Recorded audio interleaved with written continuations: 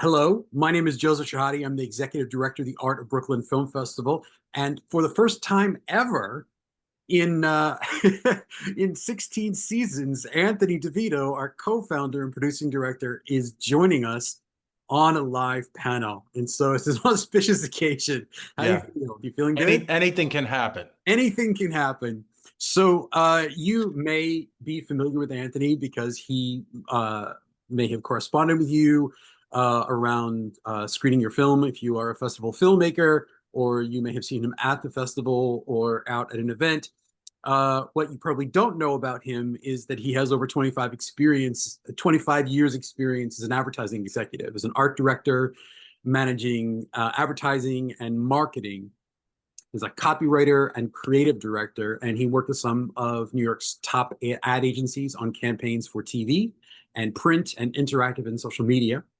Then he co-founded the festival with me and us, and he co-produces every aspect of AOBFF, and he creates all the branding and promotional efforts for the festival, literally from designing the website to the logo to the poster design to hand making the awards every year. The visual look and imprint of our branding is all down to him. Uh, in addition to all of that, Anthony consults with select clients, creating and managing their brand identity. He designs marketing campaigns and graphic assets for international brands, for international recording artists, for films and podcasts. He is also a SAG-AFTRA actor. This guy's So impressive. this guy is He's impressive. really something. This bio is taking forever to get through. Um, Oh. so you may recognize him actually for saying horrible things to Jennifer Aniston on the morning show, or presenting Boris McIver with the key evidence to take down the president on House of Cards, or getting equalized by Queen Latifah on the Equalizer, Shot in the back. and many others. Including Mysteries of Laura, Blind Spot, Boardwalk Empire. My personal favorite credit of yours, though, is a Fanta commercial in which you danced with your fake family. That's what I see. Every time I close my eyes, I see you dancing with your little hat. Yeah, me too. So that's Anthony. The reason it was necessary to kind of go through his exhaustive credits is, first of all, it's the only way to mollify him. He needs his whole bio read. Yeah. And second, to give you a sense of his expertise and his particular point of view in this conversation about promotion. So Anthony is a practicing artist, someone who runs a Brooklyn art and cultural organization, and has a consulting business doing corporate branding, both for other artists and for big brands. So he's got kind of a 360-degree view of this process. And, this is kind of the public manifestation of an ongoing conversation that we have about promotion, because in my estimation, this is the thing that filmmakers struggle with the most after fundraising. Fundraising is still at the top. It's always at the top to try to get people to give you money. But then say you've gotten money, say you've made your film, how on earth do you let people know that you have made a film? And so we are going to try and answer those questions now in a way that will boil down to usable strategies for you. Yeah, I want to say like kind of some basic best practices. Yeah. Some things might seem real obvious, but they're not to everyone. And it's kind of things that like things build on each other. So if you start in a certain way, it's easier to turn your materials into whatever you need them to be based on the audience that you're speaking to, uh, and what you want the pieces of marketing to do. So let's take a step back Yeah. from that point, because this is a really important point that I want to underline for people. Um, Part of the reason I think it's so difficult for filmmakers is that it's not a one size fits all, right? I think that filmmakers sometimes want a checklist of tasks or a template. It's understandable why people would want that. Um, But I think that kind of thinking, all it really does is create an opportunity for people to sell you things. And we're not trying to sell you anything. We're trying to give you something, Right. right? So the reason it's so difficult to try to talk about this in a way that's useful for people is that it's not a one size fits all. And this is something that you said to me, Anthony, that how I want to sort of start this conversation, right? Um, it's more complicated because effective promotion is different depending on the film, Right. right? So, but before we get into that, um, I want to just sort of address the elephant in the room, the obvious question. Should filmmakers hire a PR person? There are a tier of professionals who work with and for independent filmmakers to promote their films. We have a long experience of working with these people in collaboration because one of the ways that we have designed Art of Brooklyn, one of the things that makes us different, say, than other film festivals, is that we love to co-produce our screenings with a team of people around a film. So we have often worked directly with PR people, both for the filmmakers, and we actually worked with PR people to promote the festival itself. So we can speak to this directly. So can you Yeah. talk about this, and the PR PR person pros and cons? You have some Yeah. case Yeah. studies. I think, I've spoken to a lot of filmmakers about this, projects that I was even involved in, films that I was in, indie films, or films that we have shown at the festival. And, you know, again, I hate to say it's not a one size fits all answer, but what I will say is some people have said that they have hired PR people and had great experiences and gotten great press. Um, some people have said that they felt like they threw their money away. Some people said, yeah, it worked a little bit, but I had to do most of the work anyway.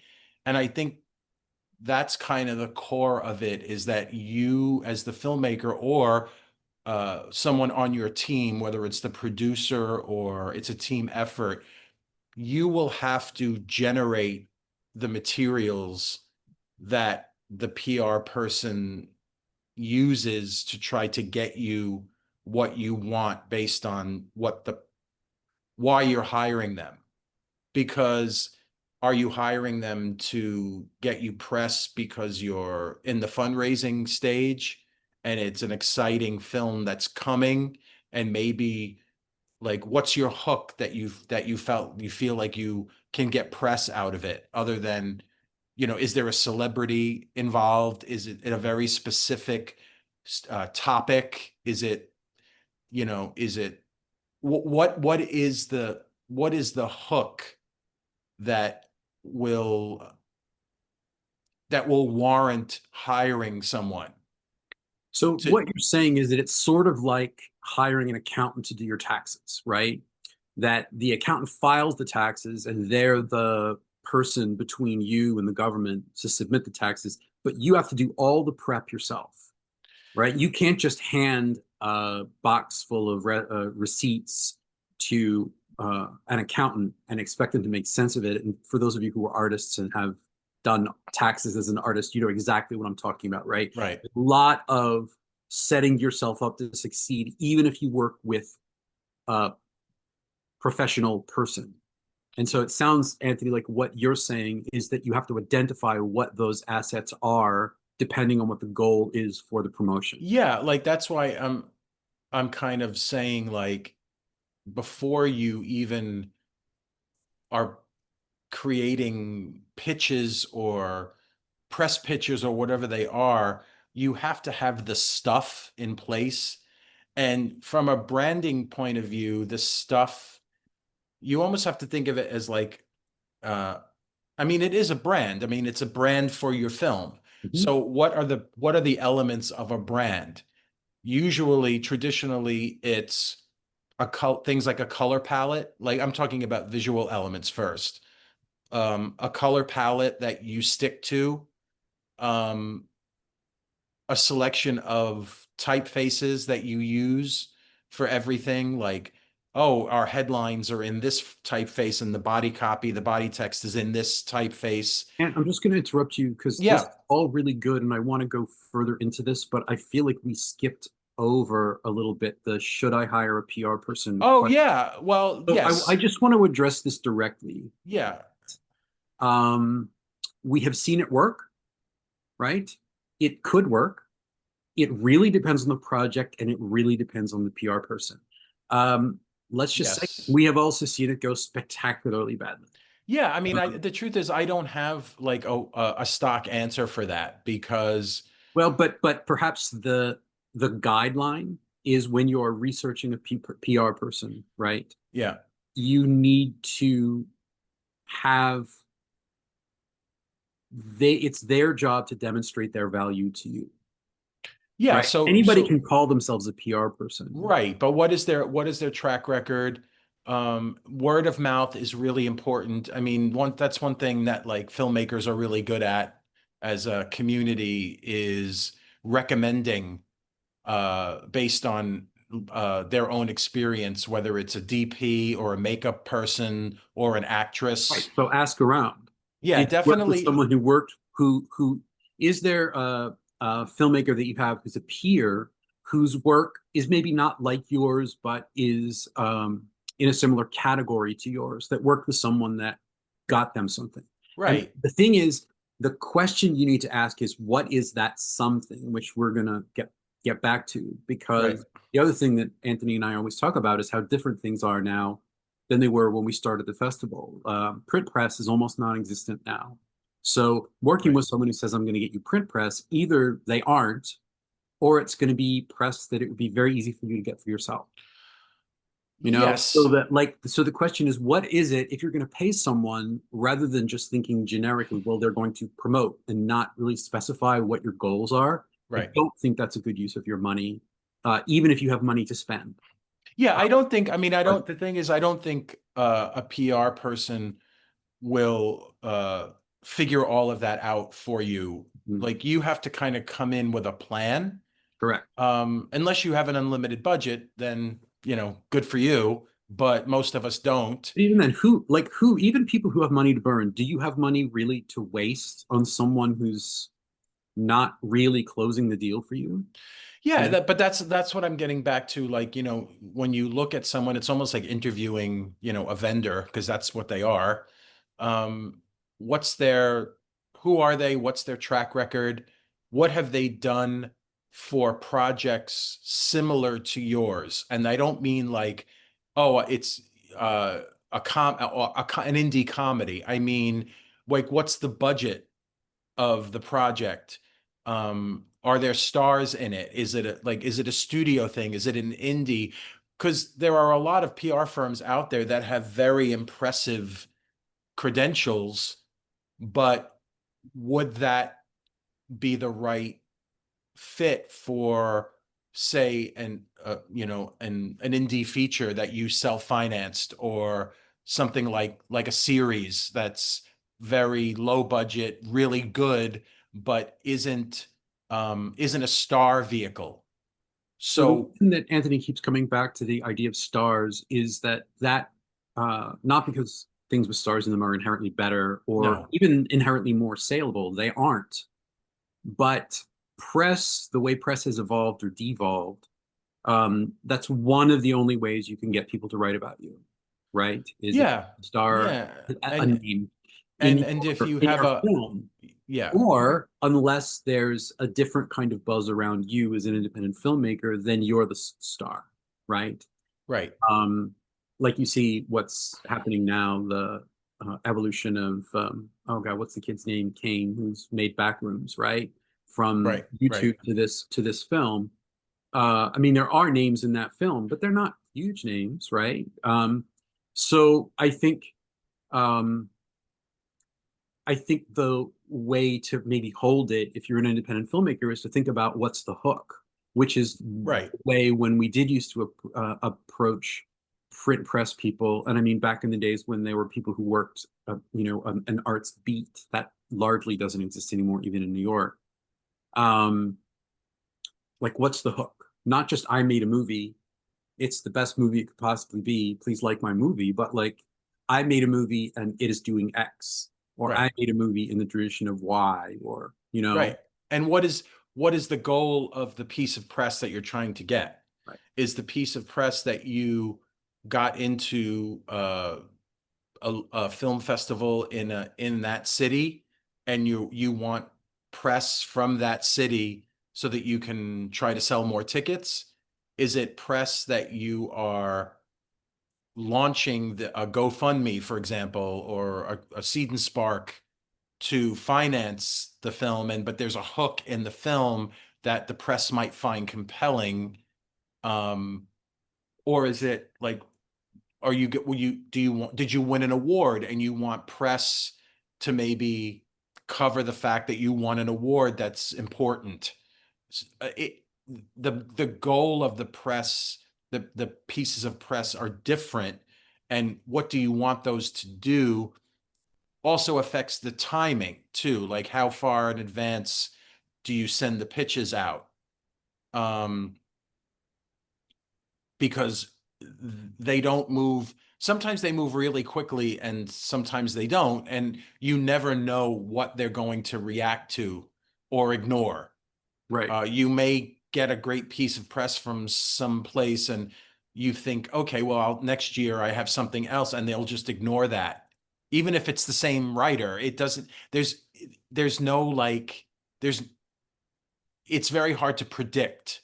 It's inconsistent. It is inconsistent. Yeah. So it largely depends on, you know, you've heard the cliche slow news day, right? It really depends on what else is happening for them and what their priorities are for that day, that week, that month.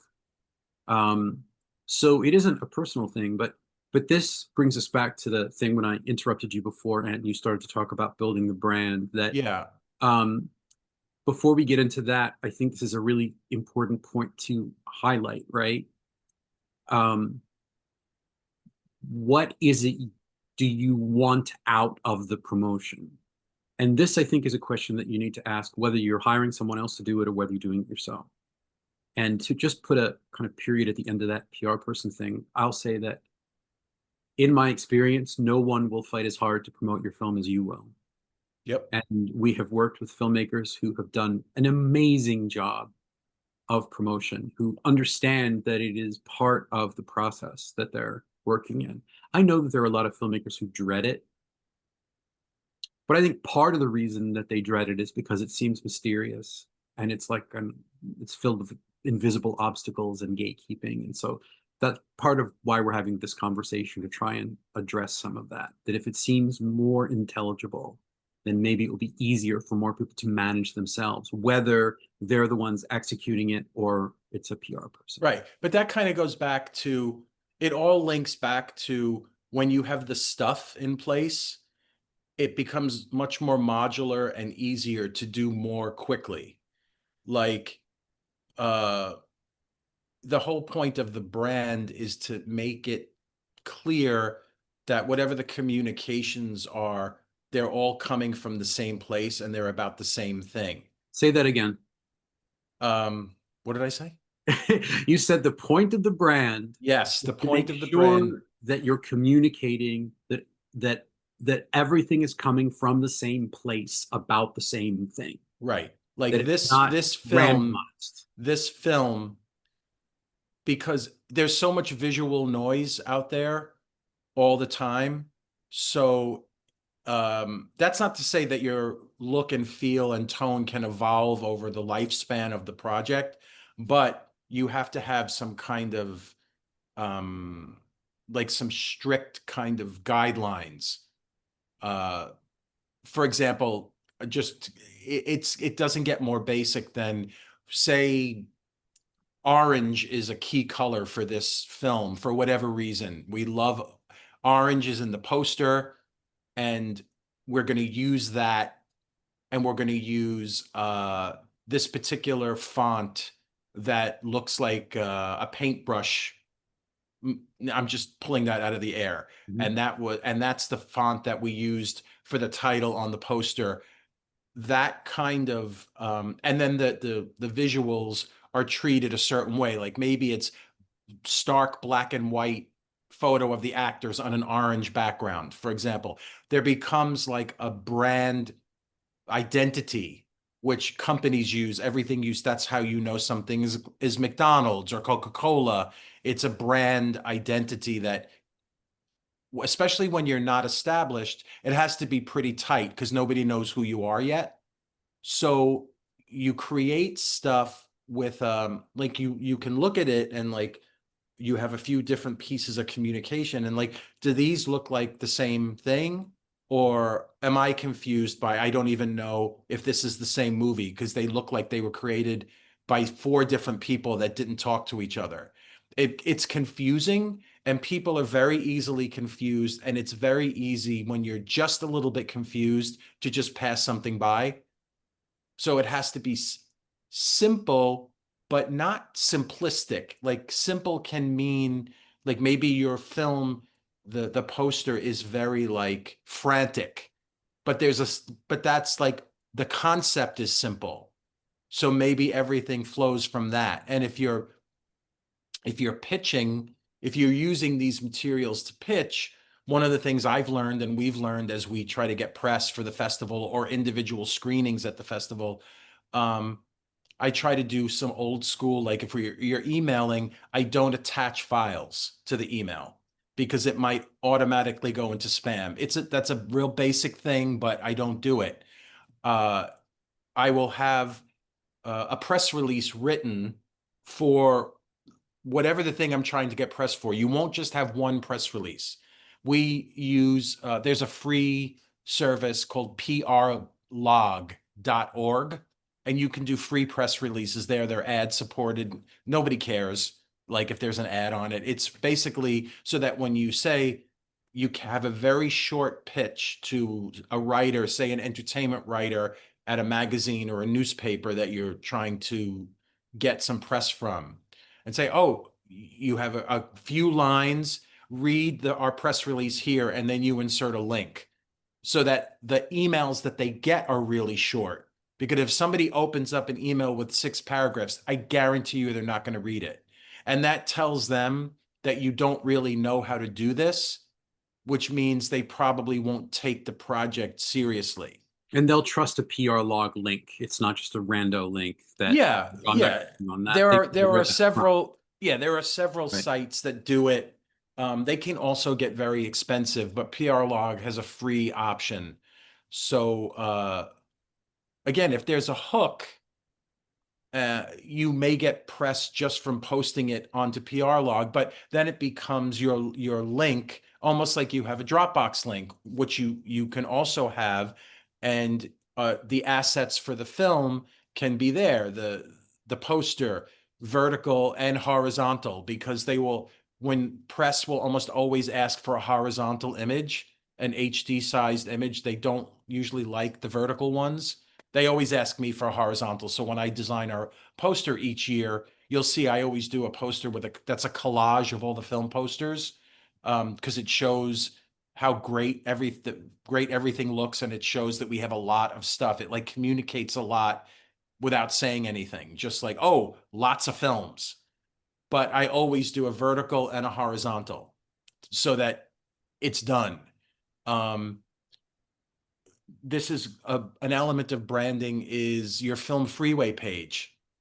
Make sure that it is filled out as completely as you can. If you have a trailer, make sure you have it on YouTube or Vimeo, as well as if you upload it directly to Film Freeway.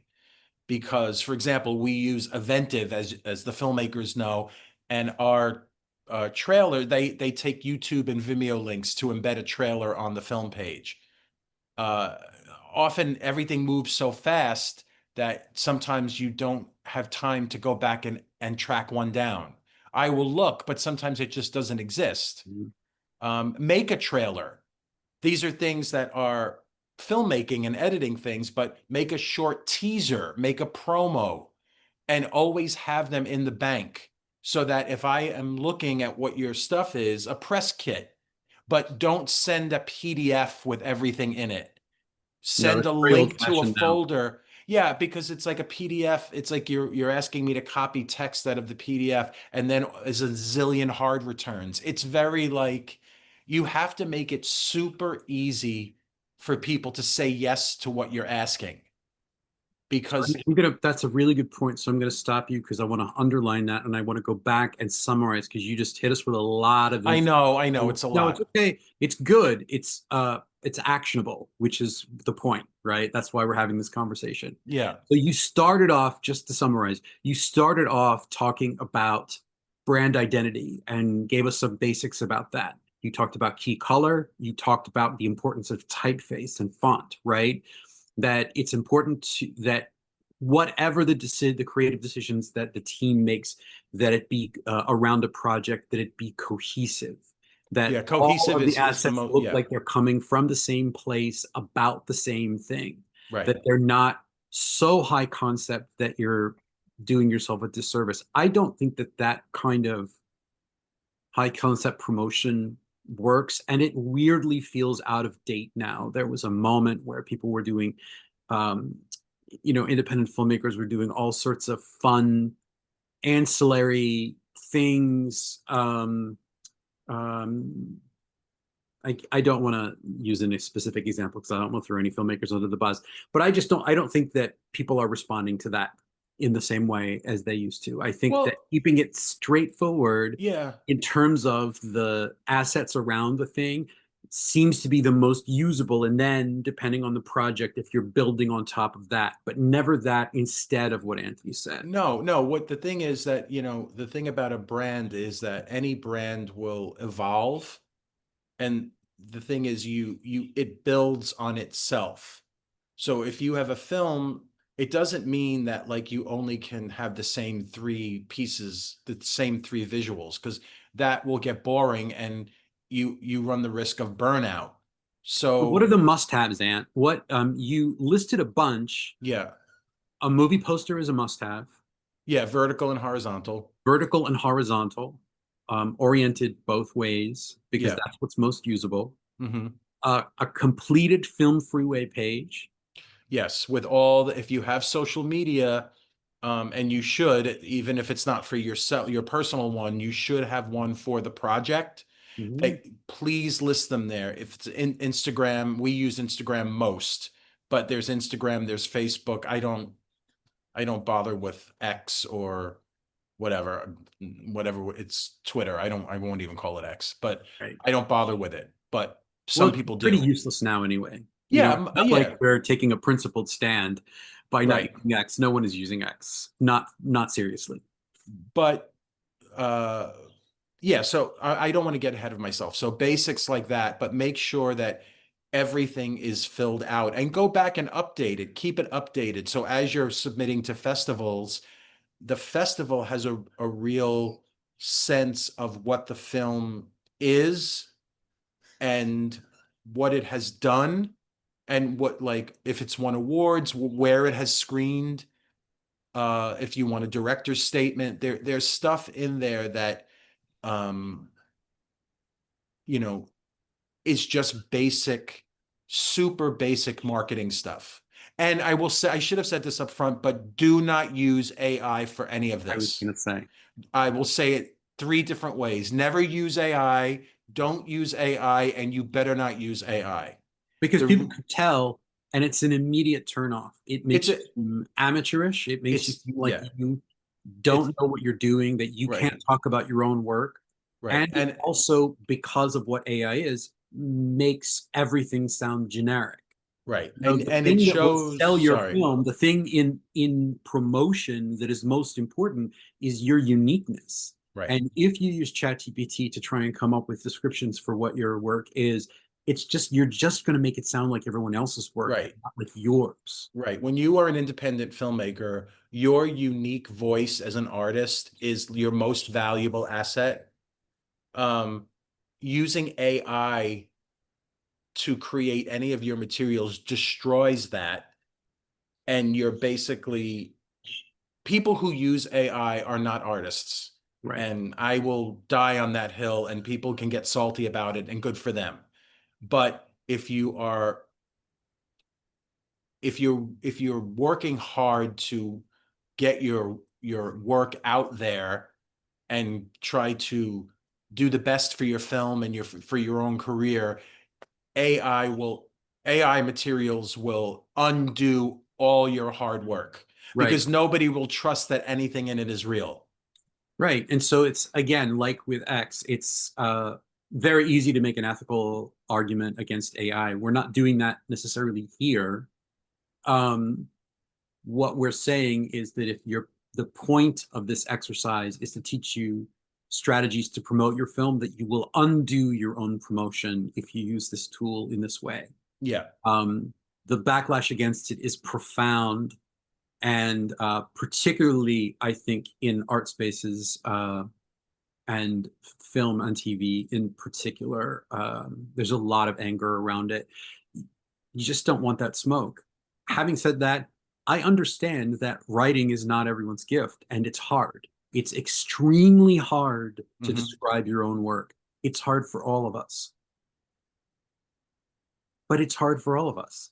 You Yeah. know, working that through and trying to figure out how best to describe what you do in a simple, straightforward way is part of the work of your life. That is Mhm. part of what you're doing when you're making this work. Yeah, and I would So I think you say, have to be in that struggle yeah. in order to get good at it. Right. And what we, in advertising, when you start to work on like a project or you have to do a campaign or something, you do like you look at what they call the competitive landscape. So you see what everybody else is doing so that you don't present something to a client that like, oh wait, our competitor did that a year ago. You didn't know that? Like, so your version of that as an independent filmmaker is keep clips of things, like resources of things that you like that inspire you. Like, oh, I don't know that filmmaker, but that poster is beautiful. You're not going to copy it, but might be something about it that was unexpected that will inspire you to think in a different way. If somebody writes, if somebody did a particularly wonderful synopsis of their film, keep it in a document and be like, why do I like this so much? Is it the simplicity? Because simpler is almost always better. Um, there is it's like editing, right? It's like if everybody's film could be 9 hours long, but you have to cut scenes. Um, you can create your materials and then like leave them for a bit, show them to people you respect who are going to give you constructive feedback, which is hard to do, but they're people, it's a good thing. It's a good skill to learn. And then come back to it fresh and be like, you know what, that's a little busy. Or this poster image just doesn't really get across the feeling I wanted it to. So, and then you adjust. We You, revise our text all the time, yeah, over all the and over again. time. We don't do cut and paste boilerplate. Even from year to year, we'll make small adjustments in the way that we talk about ourselves, the way that we towards simplicity. You know, Yeah, so I and think that, it's and really don't, good advice. Keeping a clip file is really good advice, but you uh, began giving that advice before you got completely through with answering my question about what the must-haves are. So we talked about a poster oriented vertically and horizontally, yeah, a completely filled out film freeway page, because people are not going to chase you, folks. right. Idea that people, if they find me, they find me, that is not what you want. You want to make it as easy as possible. And Film Freeway gives you an easy way to sort of organize that. It does the work that years ago that websites used to do. Yeah, and I was going to say a website is still a good container for all your stuff. You don't have to keep driving people to it, but it's a resource. So like, It can okay, be like that link that you send. This is more info about my project, kind of thing. yeah, and a lot of times people will use like a link tree or something like that in place of a website. Mhm. Um, maybe it's a generational thing. I happen to like websites because I like the idea that, again, it gives you as an artist the opportunity to present the information to me the way you want me to see it, not the way YouTube wants me to see it. Right. Or so that you can the tone and vibe of your film or your production company permeates the the site. It's funny, Adam Volrich, who's our guest festival director for narrative features this year, I looked at his website recently because I had to grab something from it. It's beautiful. Mhm. It's really simple. It's like his initials are AV. So he had an icon for A for audio, all his audio work, and V for his visual. I mean, that worked out beautifully if you don't have those initials. But the idea was that he took something that he may even made that a piece of branding for himself. And I remember it because it's beautiful to look at without being distracting. And that's I'm going to something add that him later on tonight in another panel. I'm going to tell yeah, him you'll tell him that he that. came up as an example. So you Yeah. also talked about, again, just to get back to this list of must-haves, you talked about cutting together trailer, teaser. Yeah. I Uh, mean, even if your film is, can you hear that bird? I have a parakeet who's very mad at me right now for whatever reason. So, you son of a bitch. right. I hate you. Give me I hate seeds. you. That's what those tweets mean. I hate Right. you. Uh, um, no, if you have you might have a film that's like a super short and maybe a promo or a trailer doesn't make sense, but a teaser, you know, can still work.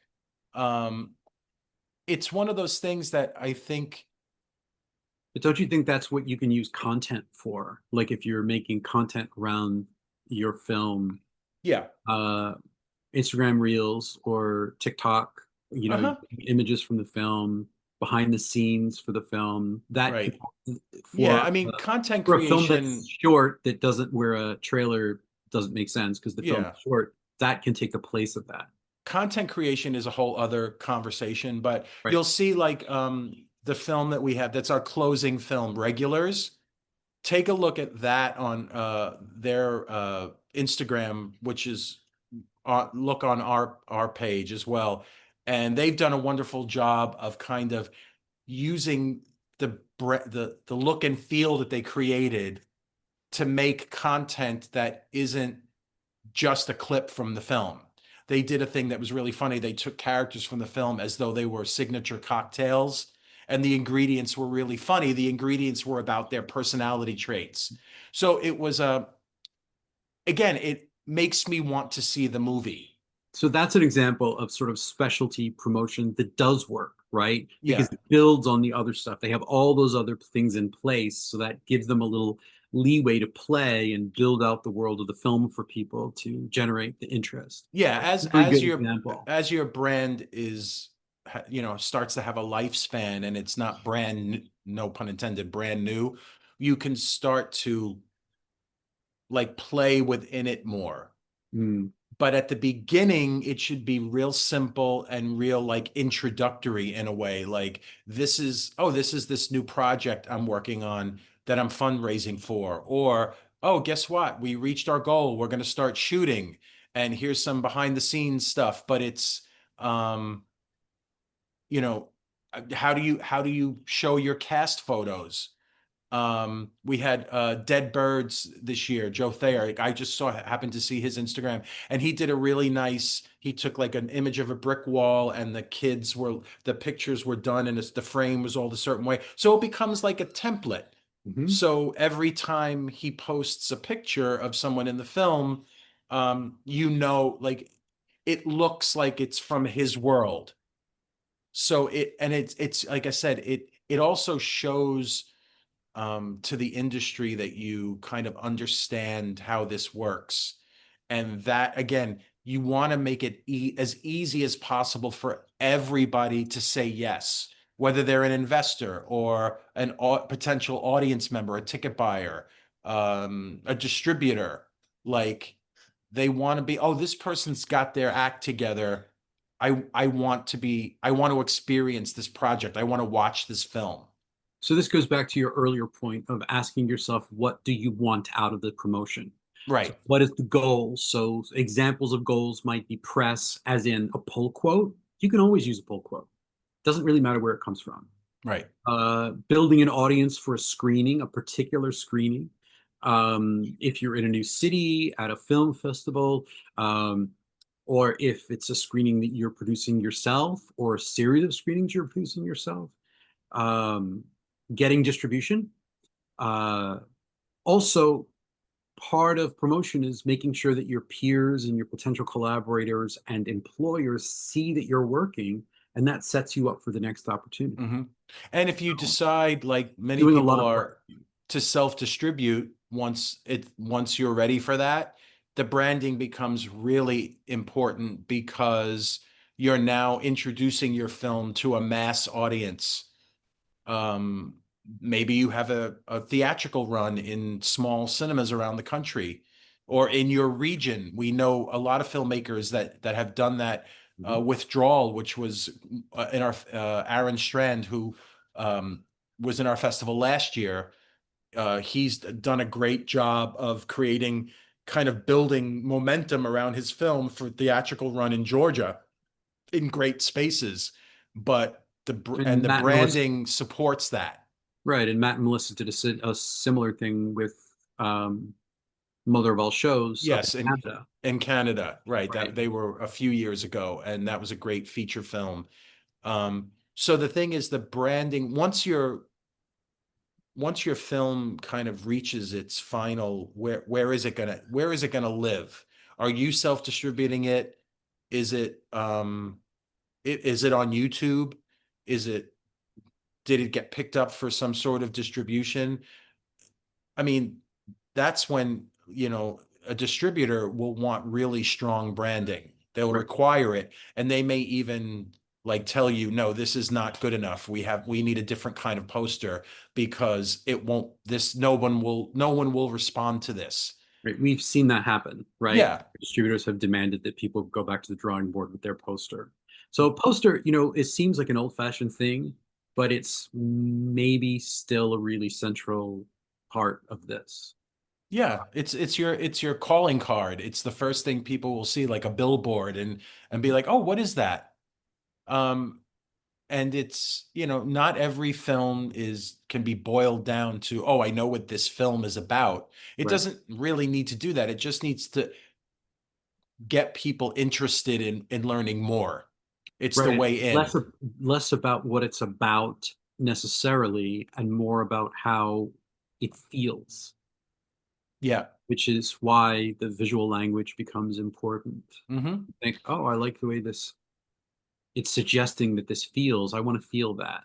Yeah, and this is part of, like, it's like I said, it's a lot of stuff, and a lot of this stuff might not be in your skill set, but that's why, you come to festivals like ours, you network, you meet people, and then you have a community, and oh, who did your poster? I That illustration is beautiful.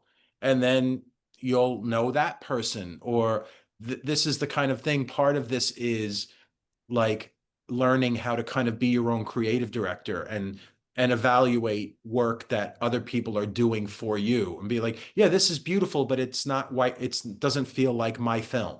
And this is another warning about AI. Don't use AI for this. No, do not. You know, Everybody always knows instantly. And um, and there are a growing number of people who will just refuse to watch. They just won't. mhm. You'll again be doing the opposite of promoting. People will be like, nope. Yeah.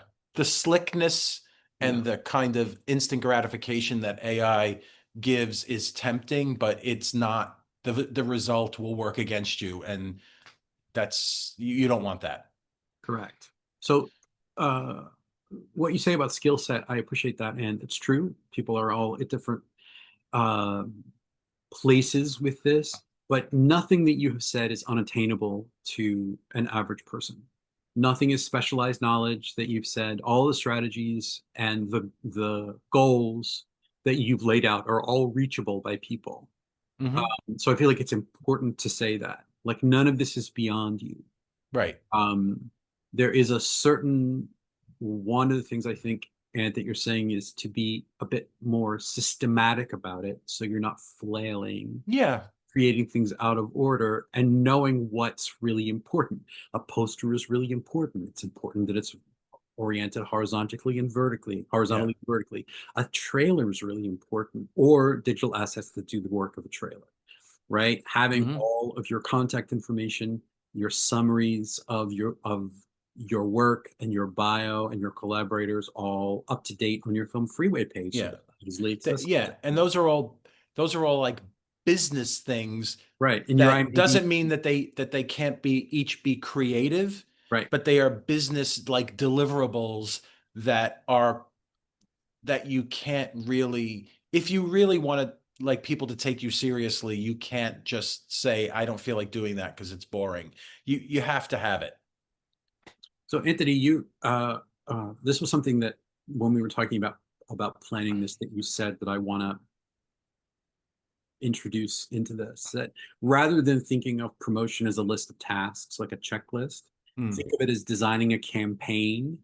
right. And the campaign can have multiple components, and that those components are different depending on the goal and the film itself, which we Hmm. are, right? Yeah, Like yeah. this idea of thinking of it as a campaign, as a marketing uh, umbrella term, Yeah, rather and the than, campaign will have phases. right. Like if you see like a commercial for, something that's coming soon or like a car that's not out yet or whatever, it will be very mysterious and you won't know what it is and they won't show you the whole thing until, oh, now you can buy it. The idea is what phase am I in with this film and what do I need my marketing and promotion stuff to do now. Don't worry about 6 phases down the road because it's like building blocks. Mhm. You'll do the first part and then that will kind of continue to the second part and then you'll learn and adjust along the way. So you don't have to have it all done all at once. You start where you are and then you go to the next round, the next phase. We're almost at an end, but there's a thing that I want to get to give people another sort of strategy thing, and it's something that you and I have worked on, um, producing the festival and co-producing individual screenings with people. Um, uh, Examples, if the example is to build an audience for a screening, one of the things that you and I have done is to explore whether there's a community that's represented in that film, either in front of or behind the camera. Or there's Right. an affinity group that the filmmaker can reach out to organizations that represent that community and make them aware, offer them tickets, build in promotions with them, asking them if they will spread the word to their community, ask if you can, build in co-promotion with them. And so examples of that from our past would be Mossman, which Right. was a doc that we did about a guy who is a very popular guy throughout the Caribbean for creating carnival costumes. And we literally had buses full of Caribbean audiences uh, traveling to our screening from states away. We had people who came as far away as Connecticut, that they rented buses and they all jumped in buses and That came. was such a fun night. That was an incredible night, and we sold Yeah. out like a 370 seat theater Yeah. because he activated that affinity group. He was like, "This is about the filmmaker whose name I'm Hmm. blanking on now, who was also Caribbean, said to Caribbean organizations and Right. you know, this is something that will be interesting to you," and it was. If These Knishes Could Talk, another doc, which was about multiple New York accents, mobilized the interviewees because it Hmm. had a lot of New York characters that had uh, crazy New York accents. Sorry, I mean elegant, refined New I York don't know. I don't know accents. what you mean. I don't know what you mean. uh, I don't have an accent. and the screening turned into a celebration of them, and so they all came, they all brought their family and their families and friends and their communities, and again they filled the theater. Hmm. um So we're gonna end in a minute. I'm looking. The live stream is gonna end in about a minute. okay. So So Yeah, that's another thing that you can do. yeah, but start with the basics, and once you have the basics in place, it will make it easier, I think, mentally to think about other things. Because you know you've got some of the stuff kind of on like locked down, and you can be proud of it, and you can use it in a lot of different ways. And you're not always designing everything from scratch. But This like was I said, follow us on Instagram, because we have almost 6,000 followers now, and so many talented filmmakers. And just go through and look at all the amazing stuff they've done. Like, we're that's how we do things. We see what other people have done and be like, oh, that's so smart. How can I do my version of that? And eventually somebody will look at your stuff and say, they're inspired by yours, and then they'll create from what they saw that you did. Thank you, Ant. Yeah, This was great. I think there's a lot of really usable information here for people cool. for sharing and being generous with Yeah, filmmakers. Thank you my all for pleasure. watching, and join us for our upcoming panels for the rest of the week. Yeah. Good night. Good night.